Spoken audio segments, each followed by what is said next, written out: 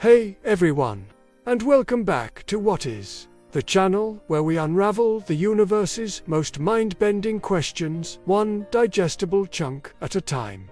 Today, we're tackling a force so fundamental, so pervasive, that it literally holds us down and everything else with us.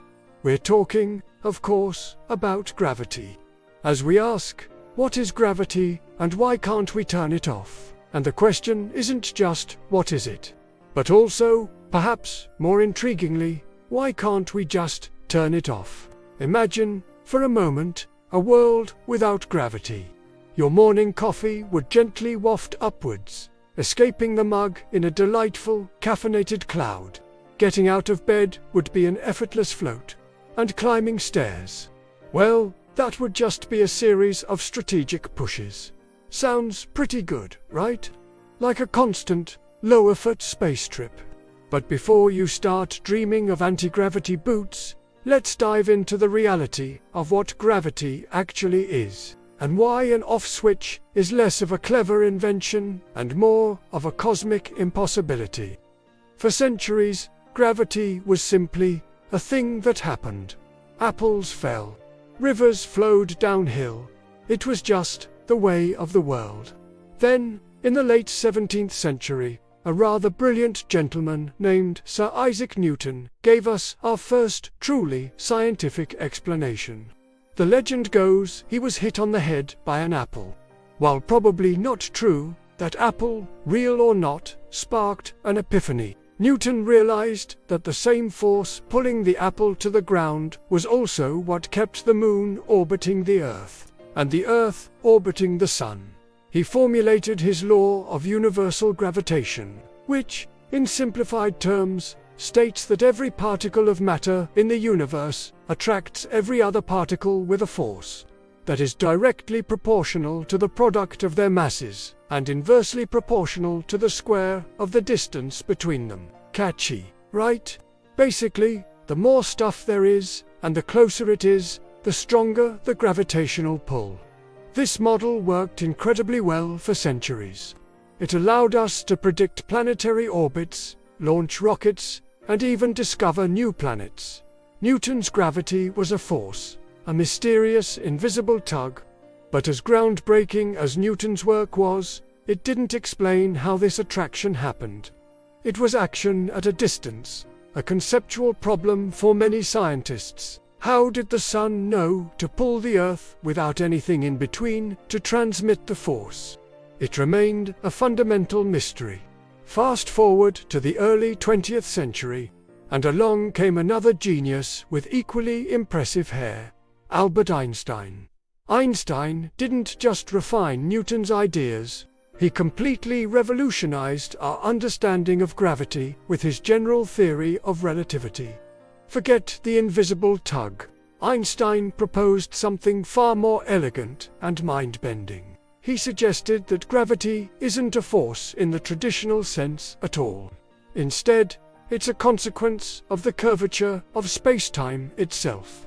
Imagine space-time as a gigantic, invisible trampoline stretched across the cosmos. If you place a bowling ball in the center, it creates a dip. Now, if you roll a marble nearby, it won't travel in a straight line.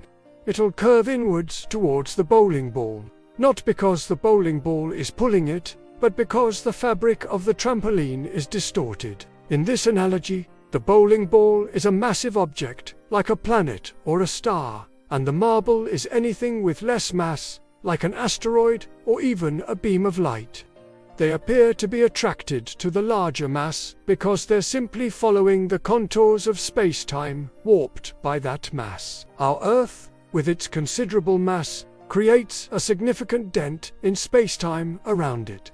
When you jump, you don't float away because you're following the curve of that dent, which pulls you back down. It's not a force pulling you. It's the geometry of the universe guiding your path. This explanation not only answered the how of gravity, but also made predictions that Newton's theory couldn't, like the precise orbit of Mercury or the bending of starlight around massive objects during solar eclipses, which were later experimentally confirmed. Einstein showed us that gravity is an intrinsic property of the universe, woven into the very fabric of reality. Which brings us to the thorny question: why can't we turn it off? If gravity is just a warp in space-time, why can't we unwarp it? The short answer is, because gravity is space-time. You can't turn off space-time any more than you can turn off the existence of, well, existence. It's not a separate entity or a dial you can tweak. Think about it this way. If you wanted to get rid of the dent in the trampoline, what would you have to do? You'd have to remove the bowling ball, wouldn't you? Or, in cosmic terms, you'd have to remove the mass that's causing the curvature. And that's easier said than done. To eliminate Earth's gravity, you'd need to eliminate Earth. Not exactly practical for your morning coffee routine. Even if we could somehow create a localized bubble where space-time was perfectly flat, defying the mass within it, the energy required would be astronomical, likely far exceeding anything humanity could ever generate. It would be like trying to flatten a giant mountain range by hand, while someone keeps piling more mountains on top of it. Plus, any attempt to locally turn off gravity would have catastrophic consequences. Planets would fly out of orbit, stars would lose their structure, and galaxies would simply dissipate into the void. Our carefully balanced cosmic dance relies entirely on these gravitational interactions. Gravity is also incredibly weak compared to the other fundamental forces of nature. The strong nuclear force, which holds atomic nuclei together, is quadrillions of times stronger. Even electromagnetism, which governs everything from light to chemistry, absolutely dwarfs gravity. You can easily overcome the Earth's entire gravitational pull on a paperclip with a tiny magnet.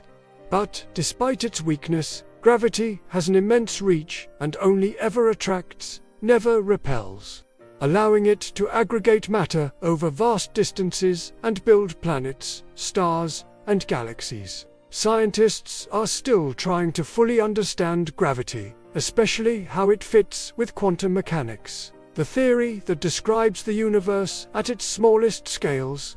This search for a unified theory of quantum gravity is one of the holy grails of modern physics. Are there tiny particles, called gravitons, that carry the gravitational force, much like photons carry light? We don't know yet. But, even if gravitons exist, it wouldn't mean we could simply put them in a box and flip a switch. It just provides a deeper understanding of how the universe calculates its gravitational interactions. So, while the dream of turning off gravity for a weightless commute or an endless jump might be fun to ponder, it remains firmly in the realm of science fiction. Gravity isn't just a force. It's the very architecture of our universe. It dictates how everything moves, how stars are born and die, and how galaxies form. It holds us to the ground. It holds our atmosphere around us. And it keeps Earth safely orbiting the Sun. It's not something we can switch on or off, because it is the fundamental operating system of reality.